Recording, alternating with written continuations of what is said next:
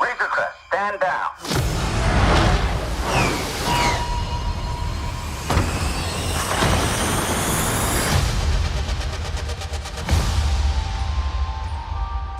I'm here on business.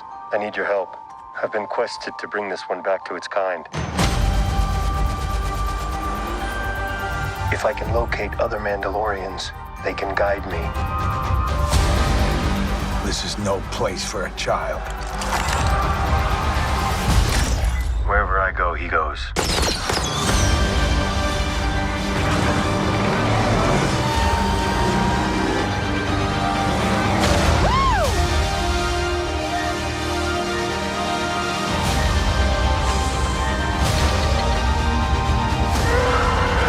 Here we go.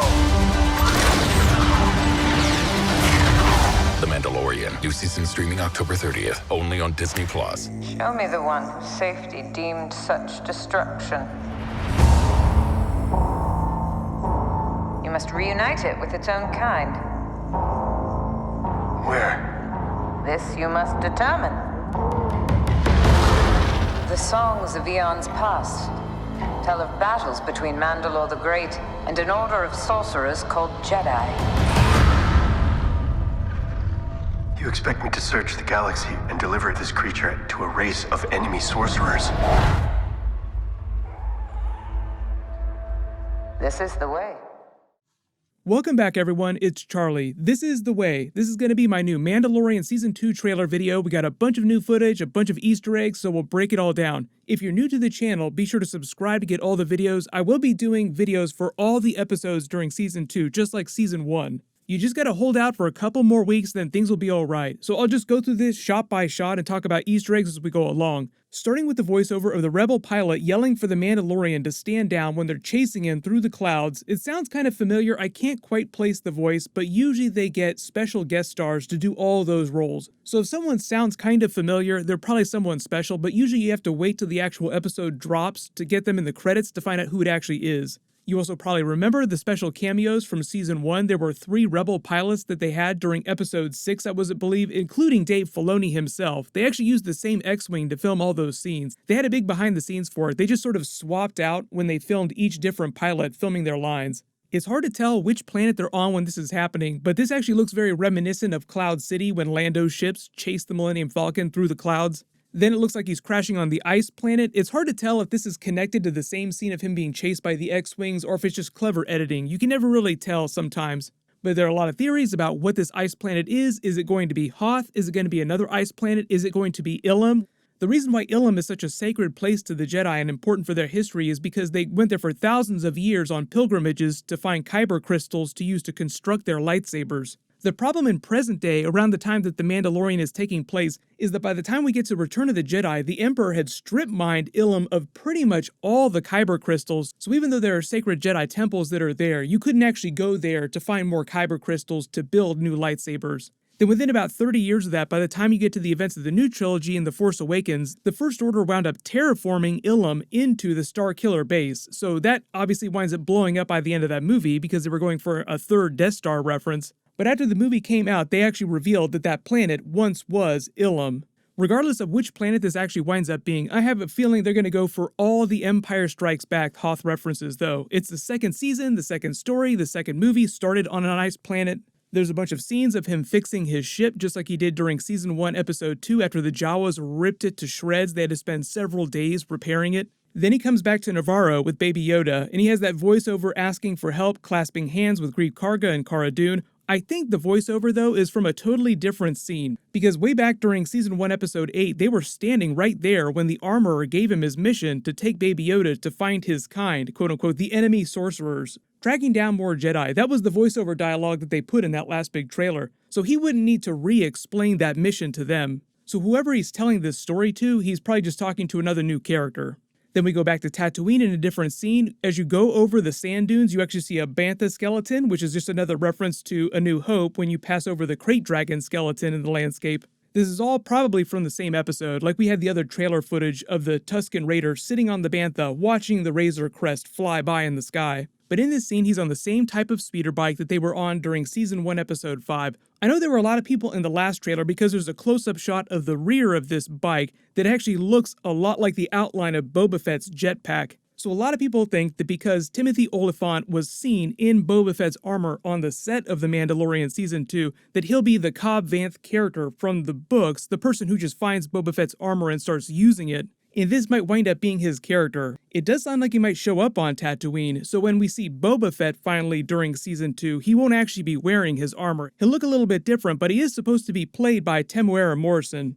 Then we get the same scene of him entering the fighting arena with the Gamorreans just going at it in the ring, and he starts talking to the Bisson, the creature with one eye, about Baby Yoda. The Bissons are actually a race that are native to Biss, in the deep core, as the name implies. In Dark Empire, it was where he stored all of his younger clones that were supposed to be around age 18, something they kind of did during Rise of Skywalker with all the clones. But we get a much longer version of that takedown scene, with the whistling birds and Baby Yoda just yeeting, closing his shell. Everyone I've seen posting about this scene thinks that this character is actually being played secret guest cameo by either Jon Favreau or Mark Hamill himself, because Mark Hamill had a super secret cameo as the EV-99 droid serving people in the Mos Eisley Cantina during Season 1, and you wouldn't have known it was him from the sound of his voice unless they told you that it was him. We'll have to wait to the credits of the episode to actually find out who it really is, but it doesn't sound exactly like either one of them, so post all your theories about who this might be in the comments. Then we get a much longer scene of that chase scene with the scout troopers trying to catch who we now see as Cara Dune, Greef Karga, and Horatio Sands from Saturday Night Live fame from Season 1, Episode 1. You probably remember him from that very first episode. He was the Mandalorian's first bounty from the series.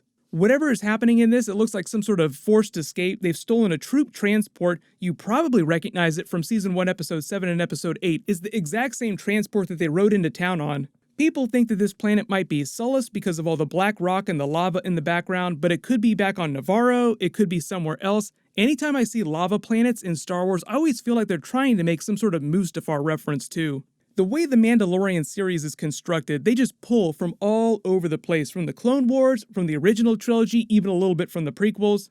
But all this other footage is from that same Imperial base that they infiltrate, all these different action scenes. It could have something to do with them rescuing Mando's bounty from Season 1 because they need him for something else. There's a much longer scene of all the TIE Outlanders taking off with the wings folding up, coming after them, probably later during the chase scene. Then you have the Mandalorian taking off in his jetpack with his big call to action. Here we go. There's a little bit of new Baby Yoda footage during this, like you see him peeking from around the bulkhead here in surprise or curiosity. It doesn't seem like anything really dangerous is happening here, and it doesn't seem like the same metal of the bulkheads from the Imperial base. A lot of the footage of him throughout the episodes in Season 1 was just crawling around the ship, just poking around in things, or trying to hide from some of the other bounty hunters like Episode 6. So don't be surprised if he starts just popping up all over the place inside the Razor Crest in really small moments. If a lot of these scenes seem familiar, too, it's because they cut the trailer to remind you of a lot of the highlights and action scenes from Season 1, like him taking off in his jetpack to take down Moff Gideon's TIE Outlander. So I know there are a ton of questions. Where's Ahsoka in all this? Where are the other Mandalorians that he speaks of in the trailer? Maybe if I find other Mandalorians, they can help guide me. What about the Darksaber? What about Moff Gideon's backstory? There's been very little Moff Gideon in any of this footage, if any. And then also, what about Season 3 and Season 4 that Giancarlo Esposito was talking about? I've already done a video about that too, so if you didn't hear, Giancarlo Esposito made this funny comment. He was kind of joking, kind of not joking, that we would really get answers about the big questions that the show raises by Season 4. So even though they're supposed to start filming Season 3 later this year before the end of 2020 so that they can get it out by next year on a regular yearly schedule, they'll probably just roll straight through into Season 4 just because the show is so overwhelmingly popular. They just want to get it out as fast as possible. That should also tell you about the fate of Moff Gideon during Season 2 as well. I know a lot of people are wondering if the Mandalorian is ever going to wield the Darksaber himself. He'd have to take it from Moff Gideon, and the way Giancarlo Esposito talks about it, that's probably not going to happen during Season 2. The whole thing with introducing more Mandalorians on the show obviously is probably just an intro for Katie Sackhoff's Bo-Katan Kryze character. I don't know if she's actually been confirmed yet. Ahsoka is one of the few characters, including Boba Fett, that I know has been confirmed, but I think Katie Sackhoff was also announced by some of the big trade publications. You probably saw there were some recent rumors about her character, live-action Bo-Katan Kryze, showing up on another Mandalorian spin-off series that Star Wars is going to be doing in the next couple of years, or that they might be doing. That has not been confirmed yet, though. Supposedly, they're also thinking about doing a spin-off series for Cara Dune. I think it makes sense. It just depends on how excited you are at the thought of a Cara Dune series. They said that they were developing a number of different spin-off series from The Mandalorian last year, so it could be any number of different types of shows that they just pull out of whatever stories they set up during Season 2. For the most part, as far as I know, Baby Yoda will always stay on the Mandalorian main series. Pedro Pascal will always be on the main series, but other characters will come and go. There was also a rumored Ahsoka series, and I know obviously she didn't show up in this trailer footage either. A lot of people were expecting to see her, but I think because it's such a big deal finally doing her in live action, they just want to hold that close to their vest, so they're not going to reveal her until the actual episode where she shows up. Remember, they didn't show any Baby Yoda marketing material until after Episode 1 had released last year. But if you spotted any other big Star Wars Easter eggs in the trailer that I didn't mention in the video, just write them below in the comments. And big reminder, Season 2, Episode 1 is releasing Friday, October 30th. All my episode videos will post on Fridays. As long as you have alerts enabled for my channel, you should see all those videos when they post. What's going to happen is they're doing one episode per week, and then after The Mandalorian is done, they'll do Avengers WandaVision episodes. It's not on the release schedule for November, which means they're probably going to release WandaVision in December like they originally said they were going to do. I'll be doing separate videos about that, so just look out for my Marvel WandaVision videos, and I'll be talking about the series during those. While you wait for everything, click here to watch that other big Mandalorian Season 2 trailer a billion more times, and click here to learn about that new Spider-Man 3 Spider-Verse rumor. Thank you so much for watching. Everyone stay safe. This is The Way.